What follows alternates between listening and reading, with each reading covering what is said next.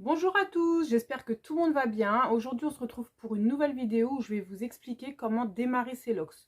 Je vais vous expliquer 8 façons différentes de démarrer ses locks. Je vous explique tout ça juste après le générique. VTech the awesome. One for the party, two for the money, three for the honey, four for the four when you shake your bum bum bum bum. See, me all like to party.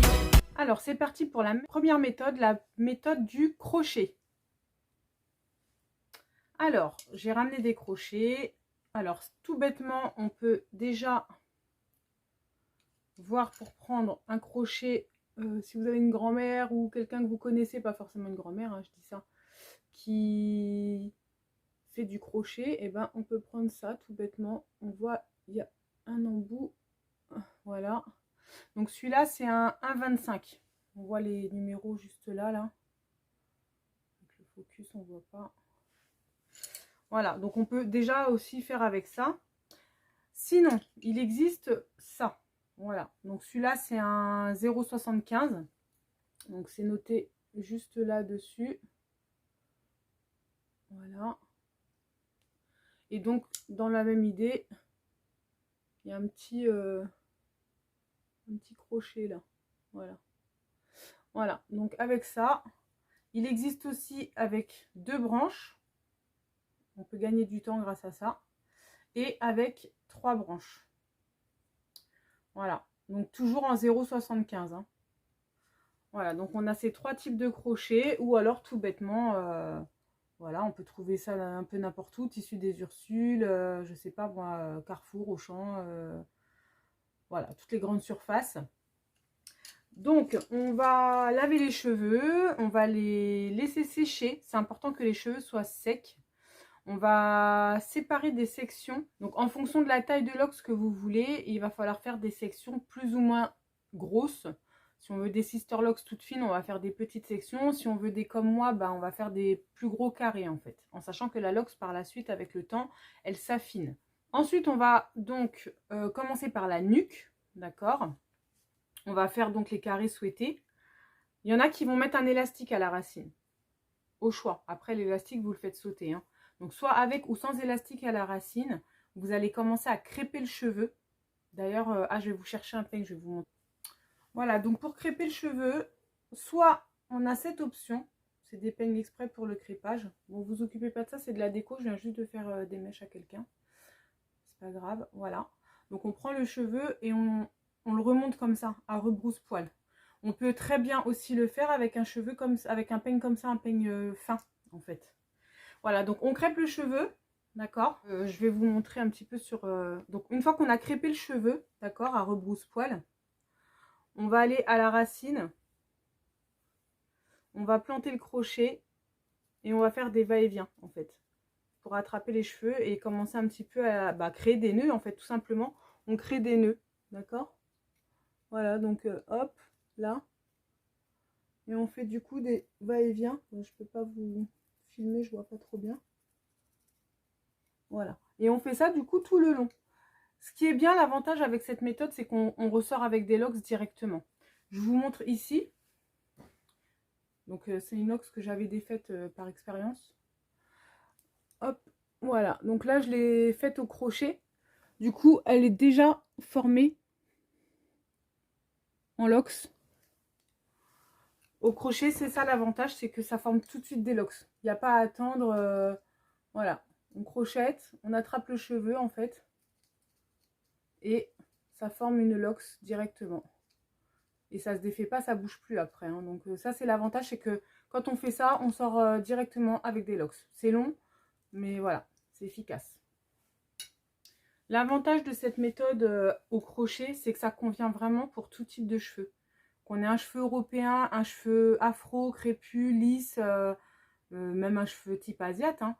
L'avantage, c'est que bon, on va crêper, ça crée déjà une première forme de nœud. On va en plus, avec le crochet, emmêler les nœuds et les mettre, en fait, les compacter ensemble. Donc franchement, tout le monde peut ressortir avec des locks avec cette méthode. Franchement, pour moi, c'est l'idéal. Quand on veut des locks tout de suite, on est pressé. L'idéal, c'est ça. c'est le crochet, mais de cette façon, parce qu'il y a une autre façon encore avec le crochet, je vous expliquerai après. Je suis pas fan. Mais cette méthode-là, vraiment, elle est excellente pour avoir des locks dans l'immédiat. C'est parti pour la deuxième méthode, la méthode des nattes. C'est très simple, il n'y a pas besoin d'outils. En fait, on va tresser, tout simplement, tout bêtement. On choisit la taille de ses carrés, comme d'habitude, si on veut des grosses locks ou des petites locks. Une fois que ça c'est défini, on fait une tresse, on va laisser une mèche sortir de la tresse. Donc on fait une tresse banale à 3 branches, donc au départ on va laisser une mèche sortie.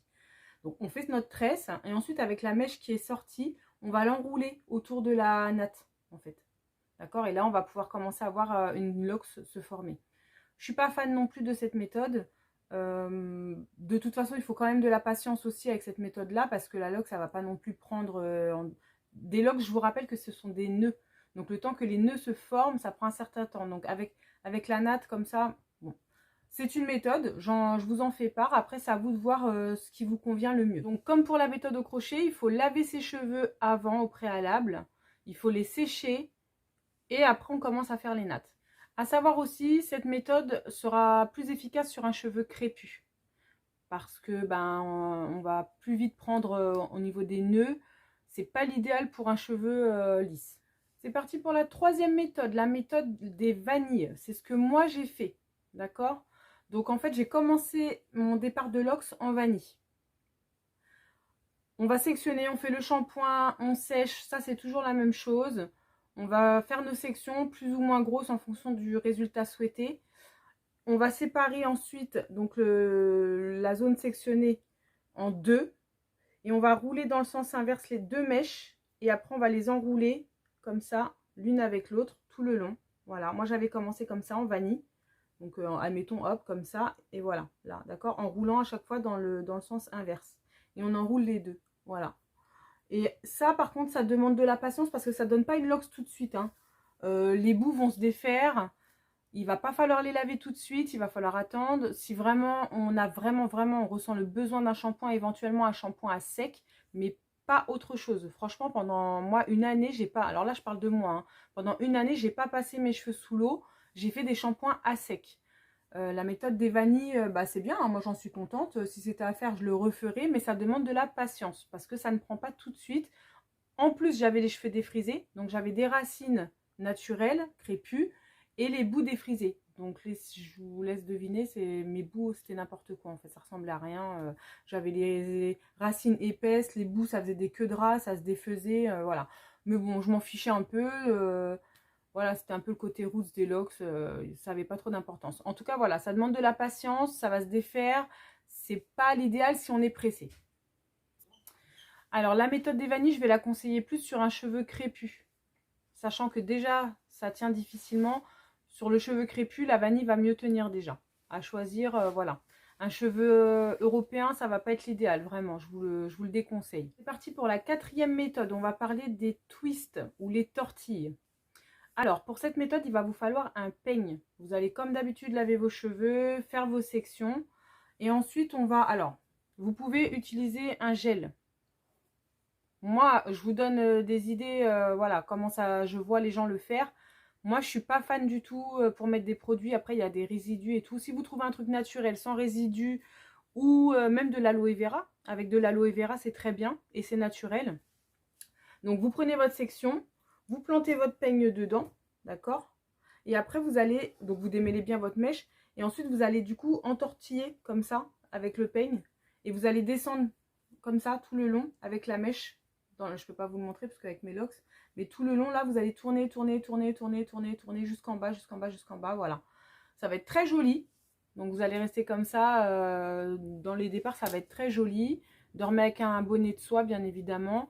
Et par contre ça s'en mêle, hein. Moi personnellement j'ai fait ça à ma fille, pas pour un départ de locks, juste comme ça pour la coiffer et que ce soit joli.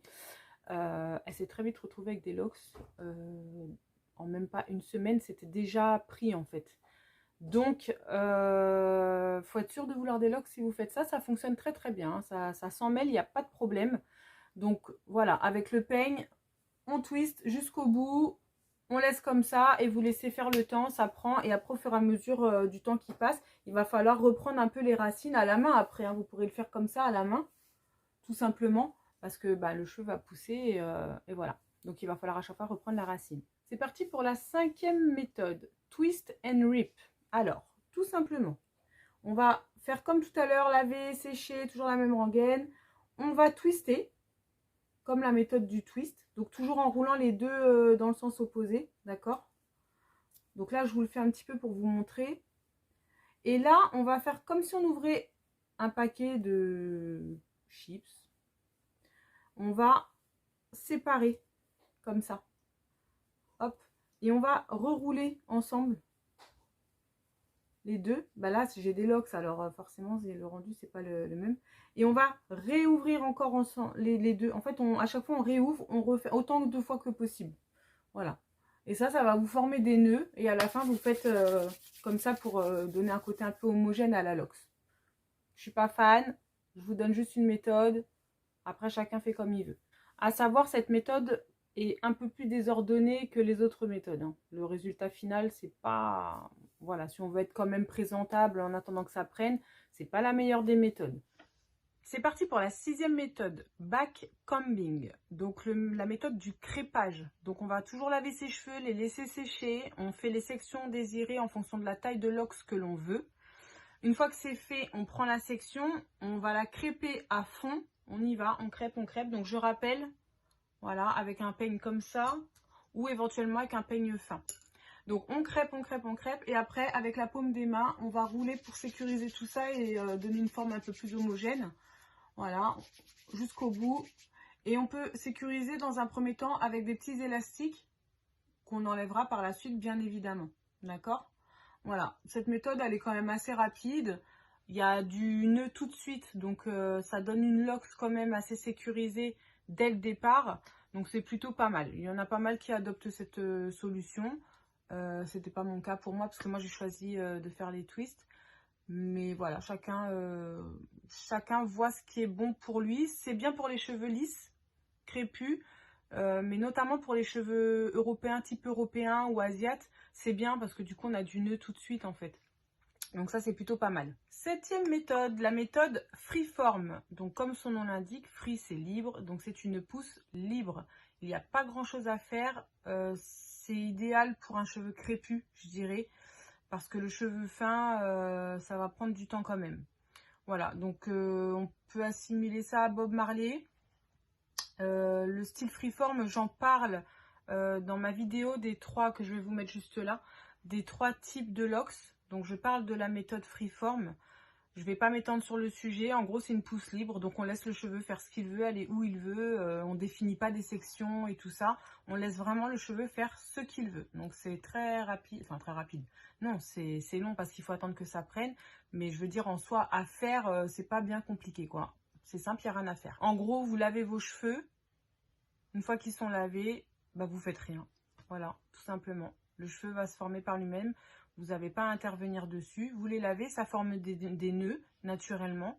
Et puis bah voilà, vous laissez la nature faire les choses. À savoir, c'est une méthode quand même qui peut prendre du temps si vous utilisez vraiment aucun produit et que vous n'intervenez absolument pas.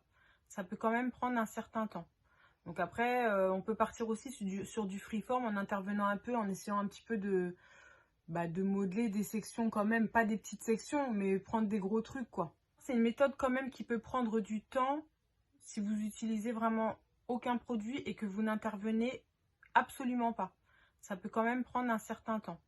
Donc après, on peut partir aussi sur du freeform en intervenant un peu, en essayant un petit peu de modeler des sections quand même, pas des petites sections, mais prendre des gros trucs quoi. 8e méthode, la méthode interlocking. Alors, cette méthode, c'est une méthode aussi que certains se servent pour, quand on a déjà des locks, pour rattraper les racines. Moi, je suis pas fan du tout. Comme je dis, chacun fait comme il veut. Alors, interlocking, le système, c'est d'attraper... Alors, déjà, on peut se servir, je vous montre un petit peu l'outil. On peut se servir de ça. Voilà. Hop, j'en ai un deuxième.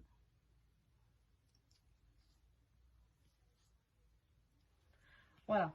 Alors, en fait, le petit bout, il va servir à mettre le bout du cheveu, parce que normalement, on part sur un départ de locks, hein, on parle bien de départ de locks, je recadre un peu, là, moi, j'ai ma lox, mais quand on est sur un départ de lox, on lave ses cheveux, on sèche ses cheveux, on définit les sections. Une fois qu'on a les sections qui sont définies, on attrape le bout de la lox.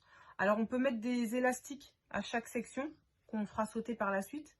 Et donc, après, on va planter le crochet et on va faire passer le bout de la lox à l'intérieur. Je ne le ferai pas parce que c'est pas du tout la méthode que j'emploie pour l'entretien de mes lox. Une fois que le bout du cheveu est passé, on va le tirer et ça va donc former, ça va s'enrouler comme ça en fait dans le cheveu et ça va former un petit peu une forme de Y. Et donc on va faire ça plusieurs fois pour bien serrer. Une fois que c'est serré, après on enroule le bout. Ou alors on fait des vanilles, ou alors une natte, ou alors on twist. Enfin voilà, il y a plusieurs façons. En tout cas voilà, pour commencer à nouer au niveau de la racine, on peut faire de l'interlocking. Et donc pour rattraper les racines des lox, on peut également faire ça. Donc en prenant le bout de sa lox et en la mettant à la racine en fait, en la glissant dedans et en la tirant. Et donc pareil, ça s'enroule. Moi ce que j'aime pas dans cette méthode, c'est que ça laisse un trou en fait après dedans. J'aime pas du tout cette méthode. Et en plus ça affine, du coup ça fait deux espèces de branches. J'aime pas du tout. Moi je suis pas du tout fan de cette méthode là. Voilà, bon en tout cas pour un départ de lox, c'est pas ce que je vous conseillerais. Franchement pour moi le mieux c'est soit la méthode numéro 1 au crochet, ou soit la méthode du twist comme moi j'ai fait en vanille. La méthode des vanilles, pardon, pas twist, vanille, excusez-moi. Moi j'ai fait des vanilles, après avec un peu de patience ça forme des nœuds et puis voilà. Ou la méthode du twist avec le peigne, c'est pas mal aussi celui-là. Voilà, moi ça c'est mes 3 méthodes préférées. Ou le crépage aussi, excusez-moi, pour le cheveu lisse c'est top, le crépage c'est bien, surtout quand on a un cheveu long. Vous faites le crépage, c'est pas mal aussi cette méthode là. Voilà, donc on a vu à peu près toutes les méthodes de départ de lox. À vous de jouer, à vous de choisir celle qui vous convient le mieux en fonction de votre cheveu. Quelques petits rappels avant de clôturer cette vidéo. Il est nécessaire de bien sécher les cheveux parce que le cheveu mouillé attire la moisissure. Ça peut laisser une mauvaise odeur, ça peut attirer la poussière et donc enfermer la poussière. Donc il est nécessaire de bien les laver et de bien les sécher avant d'entamer les lox. Vous allez peut-être vous poser la question de l'élastique. Dois-je vraiment mettre un élastique à la racine de chaque section? Moi, je ne l'ai pas fait. Personnellement, ce n'est pas nécessaire. Je ne l'ai pas fait. Mes lox sont bien séparés, bien définis. Ceci dit, vous pourrez peut-être gagner du temps. Ça évitera qu'ils s'en mêlent, que les sections se mélangent. Voilà, ça peut être un gain de temps pour vous, une facilité dans un départ de lox. Mettre un élastique à la racine de chaque section, ça peut vous aider. Ça va permettre de définir la lox sur la durée. Que effectivement, quand on fait comme moi, il faut faire attention à chaque fois à bien séparer. J'ai dû à chaque fois séparer, craquer mes cheveux, tout ça. Bon, c'est un choix. L'élastique peut vous faire gagner du temps au niveau de la section des lox. Concernant les départs de lox avec du gel ou de la cire, personnellement, je recommanderais de mettre aucun des deux. De vraiment faire ça naturellement. Moi, c'est ce que j'ai fait. Éventuellement, mettre de l'aloe vera. Ça fait une espèce de gelée. Quand on coupe l'aloe à l'intérieur, c'est une espèce de gelée. On peut éventuellement démarrer avec ça. C'est naturel. Si vous devez choisir entre de la cire et du gel, je vais préconiser quand même de prendre du gel parce que le gel, c'est à base d'eau. Et du coup, ça va partir plus facilement au niveau du shampoing. Quand vous ferez un shampoing, ça partira plus facilement que la cire. C'est plus pâteux. Ça peut plus engendrer des moisissures, attirer la poussière et tout. Voilà. Donc, à choisir entre cire et gel, je dirais gel. Et à choisir entre gel et rien du tout, je dirais rien du tout ou aloe vera. J'espère que cette vidéo vous a plu. Abonnez-vous. N'hésitez pas à cliquer sur la cloche pour être signalé à chaque nouvelle vidéo. J'essaye de poster une fois par semaine, au possible. Mais grand max, toutes les 2 semaines, je poste une vidéo. Voilà, je vous remercie, je vous fais des bisous à tous et je vous dis à la prochaine pour une autre vidéo.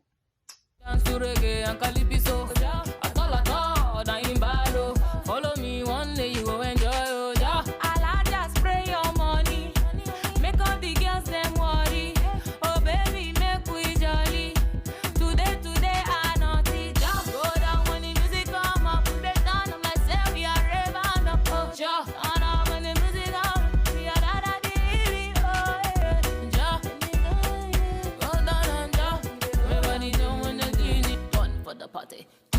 shawty. 3 for the shake your bum